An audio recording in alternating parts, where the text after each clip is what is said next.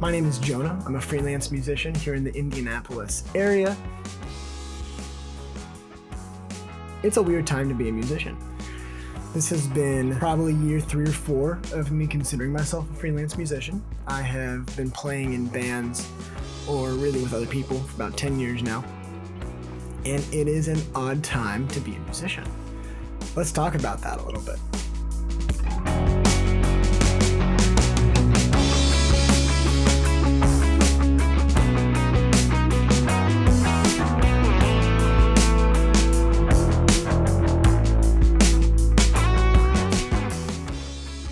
Really, one thing that has changed dramatically, even just in the time that I've been doing music and seeing other people do music, is that we're in the point in which you can't do just one thing anymore. And I'm not the first person to have this idea. Plenty of other people have talked about this, but especially as a musician, you really are not afforded the luxury of just being a guitar player or just being a bass player. In addition to that, really a whole other set of skills is needed, a couple of sets of skills. And I wanted to talk about that today in this video and just outline a couple things that I consistently see pro players doing that you might find really helpful and might help you flourish and grow your music business.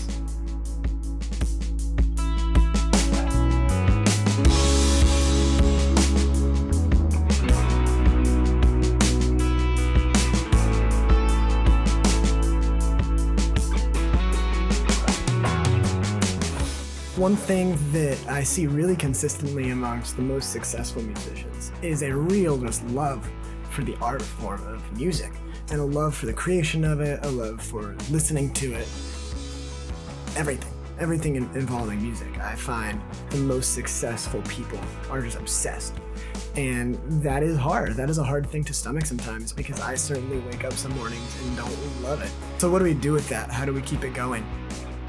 And for me, I try and keep at the center of it just what is it about music that I love? What is it about this thing that I've chosen to do that I really love and enjoy?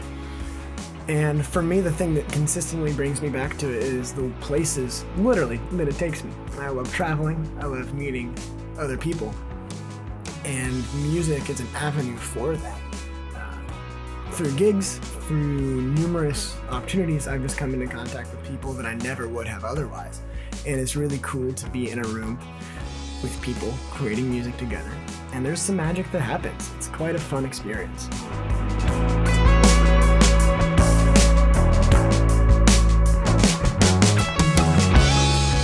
Preparation is another thing that I see just consistently amongst the highest performers in music. The people I know that are consistently just tearing it up at gigs, getting new opportunities, and flourishing really are constantly learning something new and constantly in a growth mindset when it comes to music. It is very easy to find yourself in a season of, oh, it's good enough, I learned that lick for this song, so I'm okay. I can just figure out the rest on the spot. And that's not necessarily it. That leads you to a spot of being really complacent. And you might be able to manage it for a small period of time, but over the course of, for me, all it took was a year of burnout to reach a spot of kind of just hating it all. And it's really interesting to be back on the other side of that, recognizing that not only did I do it to myself, but I actually grew and learned a lot in the process of being burned out as a musician. It was really fascinating.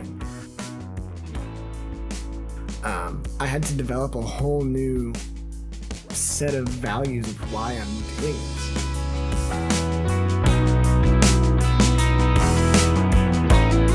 Another thing I see a lot of professionals do is just they manage burnout. They manage themselves. They do not overexpress, they do not overextend themselves in a way that leads them to unhealth. And that's different for everyone. For me, I know my boundaries and I consistently try and push them a little bit just so I can grow.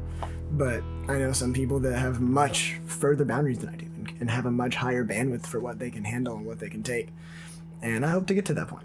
I know that it's a process of growing.